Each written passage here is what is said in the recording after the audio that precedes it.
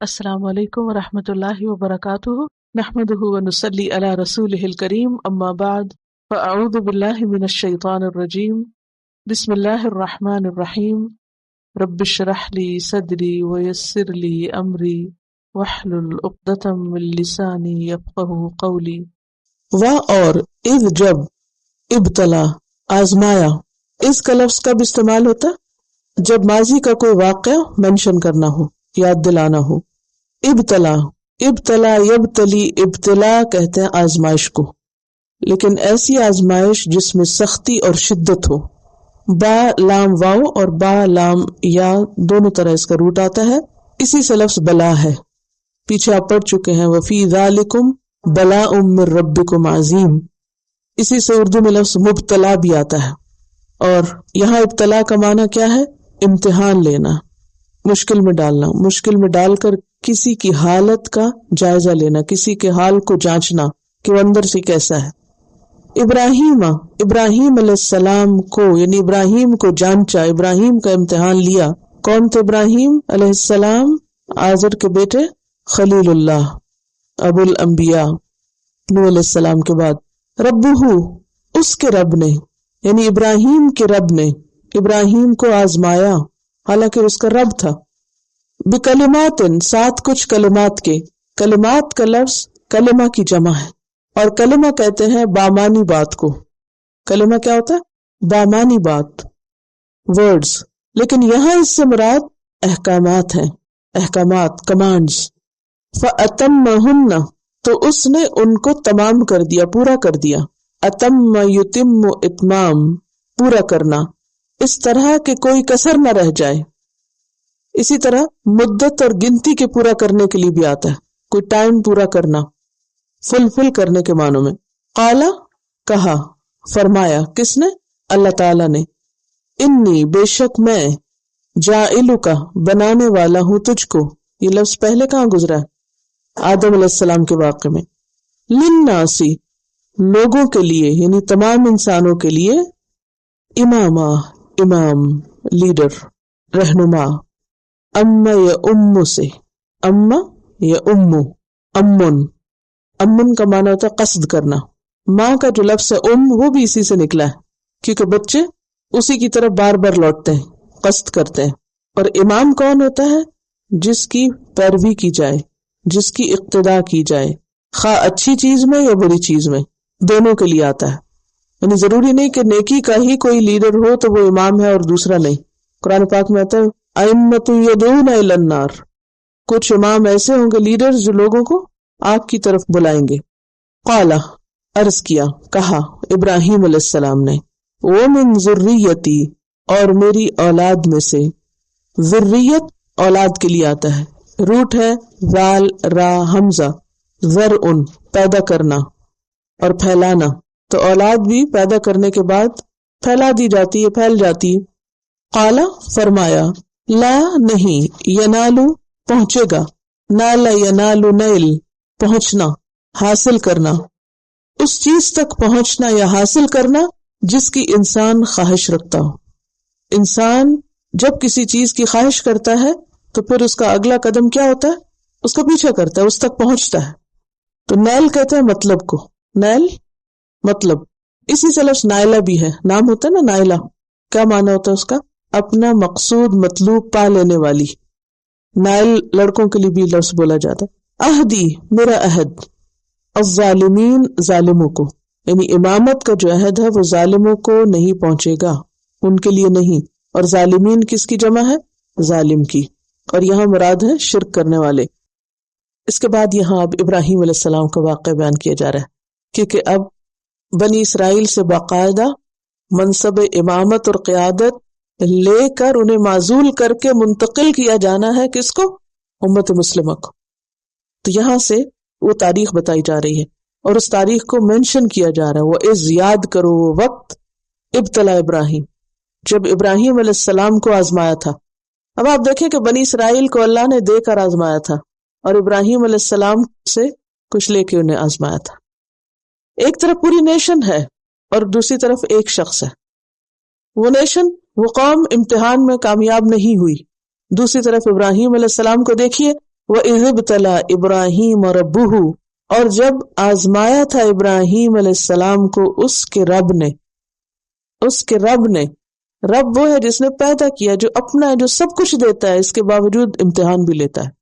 اور ابتلا کون سی آزمائش ہوتی ہے؟ جس میں سختی ہو، مشقت ہو، ورنہ تو مال اور نعمتیں بھی آزمائش ہے نا، مال و اولاد سب آزمائش ہے، لیکن اس میں سختی نہیں ہوتی اس طرح، یہ نعمتیں، اور یہاں کیا ہے؟ سختی ہے۔ ابراہیم علیہ السلام کی آزمائش کیا تھی؟ اس کا ذکر آتا ہے بکلمات، 7 چند کلمات کے، کچھ باتیں کہی تھی اللہ نے ان کو، کچھ احکامات دیے تھے ان کو، ان میں سے کچھ احکامات تو ان کی ذاتی زندگی سے متعلق تھے عمل کرنے کے، جن میں سے کچھ عبادات تھیں جیسے نماز، روزہ، زکوٰۃ وغیرہ کا حکم، طہارت کا حکم، کچھ اور چھوٹی چھوٹی سنتیں تھیں جیسے کلی کرنا، ناک میں پانی ڈالنا، مسواک کرنا، اور جسم کے زائد بال صاف کرنا، پھر طواف اور مناسک حج کے جو احکامات تھے وہ اس میں آتے ہیں، پھر کچھ اخلاقی احکامات تھے، اور ان احکامات کی تعداد مفسرین نے تقریباً 33 بتائی ہے کہ ابراہیم علیہ السلام کو تقریباً 33 جو تھے وہ اعمال اور عبادات کی شکل کے احکامات دیے تھے، اور انہوں نے ان سب کو فلفل کیا، لیکن اس سے زیادہ بھی آپ کی آزمائش تھی، اور وہ کیا تھی کہ اللہ سبحانہ وتعالیٰ نے ان کو بڑھاپے میں اولاد دی تھی، اسماعیل علیہ السلام۔ تو پھر کیا حکم ہوا کہ ان کو چھوڑ دو، کہاں؟ مکہ میں، اور مکہ کیسی زمین تھی؟ جہاں نہ کھانا تھا نہ پانی تھا۔ اگر آپ اس کی تفصیلات پڑھنا چاہیں تو تفسیر ابن کثیر میں ان آیات کی تفسیر پڑھ لیجئے، تو آپ کو انشاءاللہ پوری وہ کہانی مل جائے گی کہ کس طرح ابراہیم علیہ السلام نے لا کر ان کو مکہ میں بسایا، اور پھر کتنی تھوڑی سی کھجوریں تھیں اور کتنا تھوڑا سا پانی تھا، اور اسماعیل جو تھے ابھی دودھ پیتے بچے تھے، اور چھوٹے دودھ پیتے بچے ویسے ہی بہت پیارے ہوتے ہیں، بہت ہی معصوم ہوتے ہیں، اور اس عمر میں جبکہ اتنے عرصے بعد ابراہیم علیہ السلام کو اولاد ملی تو اللہ تعالیٰ نے آزما لیا اور کہا کہ جاؤ وہاں ان کو چھوڑ دو، اور اس کے پیچھے ایک مقصد اور ایک حکمت تھی۔ ابراہیم علیہ السلام نے اللہ کے حکم سے جا کر اپنی بیوی اور بچے کو وہاں چھوڑ دیا اور خود واپس چلے آئے۔ پھر کافی عرصے کے بعد جب وہ بچہ بڑا ہو گیا واپس لوٹے، جب واپس گئے تو بچہ دوڑنے کی عمر کو تھا، یعنی کہ ارلی ٹین ایج تھی۔ اب اللہ سبحانہ تعالیٰ نے ایک اور حکم دیا خواب کے ذریعے کہ اس بچے کو ذبح کر دو۔ عام لوگوں کو ایسی آزمائش میں نہیں ڈالا جاتا، اور یہ اللہ کے حکم میں سے تھا کہ ایسا کرو۔ پیغمبر کا خواب سچ ہوتا ہے اور اس کو اس پر بھی عمل کرنا ہوتا ہے، وہ بھی وحی کی ایک قسم ہوتا ہے۔ لہذا ابراہیم علیہ السلام نے بیٹے سے بات کی اور بیٹا بھی ساتھ ہی تیار ہو گیا، سورۃ الصافات میں اس کی تفصیل ملتی ہے، اور وہ اس کو لے کر نکلے اور اللہ کے حکم سے بخوشی اس کو پیشانی کے بل لٹا دیا اور ذبح کر دیا۔ جب ذبح کیا تو اللہ نے اس کی جگہ بدل کر ایک مینڈا آسمان سے بھیج دیا، یعنی لیم تھا۔ وَفَدَيْنَاهُ بِذِبْحٍ عَظِيمٍ، ایک بڑی قربانی کے ذریعے ہم نے اس کو چھڑا لیا۔ ابراہیم علیہ السلام امتحانات میں کامیاب ہو گئے۔ تو وَإِذِ ابْتَلَىٰ إِبْرَاهِيمَ رَبُّهُ بِكَلِمَاتٍ فَأَتَمَّهُنَّ، جب ابراہیم علیہ السلام کو اس کے رب نے کچھ باتوں سے آزمایا تو اس نے ان کو پورا کر دکھایا، جیسے اللہ نے چاہا ویسا ہی کیا۔ سورۃ البقرہ میں 3 آزمائشوں کا ذکر ملتا ہے۔ ایک آزمائش آدم علیہ السلام کی، کہاں ہوئی تھی؟ پھر کیا ہوا؟ پورے نہیں اترے۔ دوسری آزمائش کس کی تھی؟ بنی اسرائیل کی، کیا ہوا؟ پورے نہیں اترے۔ تیسری آزمائش تھی ابراہیم علیہ السلام کی، اور اللہ نے سرٹیفائی کیا کہ فَأَتَمَّهُنَّ، ابراہیم اپنی آزمائش میں پورے اترے۔ ابراہیم علیہ السلام کی آزمائش زیادہ سخت آزمائش تھی، آدم علیہ السلام کی آزمائش اتنی سخت نہیں تھی۔ ہر آزمائش سخت ہوتی لیکن اتنی نہیں۔ بنی اسرائیل کو بھی نعمتیں ملی تھی، اتنی نہیں، لیکن یہاں بہت بڑی آزمائش تھی۔ رب نے جیسا چاہا ابراہیم نے ویسا ہی کیا، He fulfilled them۔ اللہ نے دنیا میں یہ نام دے دیا، قال انی جاعلک للناس اماما، فرمایا میں تجھے تمام لوگوں کا امام بنانے والا ہوں، رہنما بنانے والا ہوں، تجھے لیڈرشپ کے منصب پہ فائز کروں گا۔ ابراہیم علیہ السلام انتہائی نرم دل تھے اور بہت ہی سیلف لیس قسم کے انسان، کبھی صرف اپنے لیے نہیں سوچتے تھے، فوراً کہنے لگے قال ومن ذریتی، اور میرے بچوں کا کیا ہوگا۔ بہت سے ماں باپ بہت سیلفش ہوتے ہیں، ان کو صرف اپنی اچیومنٹس کی پڑی ہوتی ہے کہ ہم کچھ کما لیں، ہم کچھ بن جائیں، اور اس کی بھیٹ وہ بچوں کو چڑھا دیتے ہیں۔ آج آپ دیکھیں مائیں اپنی جابز کے لیے، اپنے کریئر کے لیے، اپنی ترقیوں کے لیے بچوں کے ساتھ کیا سلوک کرتی؟ کوئی بول ہی نہیں رہا، کچھ پتہ ہی نہیں ہے۔ جی ڈے کیئر سینٹرز، سارا سارا دن وہ بچے ماں کی شکل دیکھنے کو ترس جاتے، دودھ پیتے بچے، چھوٹے چھوٹے بچے ماں کی نرم گرم گود سے محروم کر دیے جاتے ہیں۔ ٹھیک ہے بعض اوقات مجبوریاں بھی ہوتی ہیں، لیکن بعض اوقات صرف خود غرضی ہوتی ہے کہ ہم نے اتنا پڑھا ہے، اتنی محنت کی ہے، اور اب ہم ان بچوں کو پال کے اپنا وقت ضائع کریں، کیوں نہ ہم کام کریں، کچھ بنائیں، کچھ بنے، ہمارا بھی تو کوئی حق ہے۔ بہرحال یہ تو ایک الگ قصہ ہے۔ ابراہیم علیہ السلام جب اللہ نے حکم دیا بیٹا ذبح کر دو تو تیار ہو گئے، لیکن یہ آزمائش اس وقت اور بڑی سخت ہو جاتی ہے کہ جب اولاد کی محبت بھی شدید ہو اور اولاد کی خیر خواہی بھی ہو۔ اگر کسی عام انسان کے لیے جس کو بچوں کی پرواہ نہ ہو تو وہ تو ویسے ہی آپ نے کئی قصے سنے ہوں گے کہ ابھی ریسنٹلی وہ آپ نے سنا ہوگا کہ جا کے مال میں چھوڑ دیا، کوئی جا کے مار دیتا، کوئی اوون میں پھینک دیتا، کوئی ڈمپ کر دیتا، کوئی قتل کر دیتا، کوئی ابارٹ کرا دیتا ہے۔ یہ ظلم کی داستانیں ہم سنتے ہیں کیونکہ اپنی ذات کی پڑی ہے نا، آئندہ نسل کسی اور کی تو کوئی فکر نہیں۔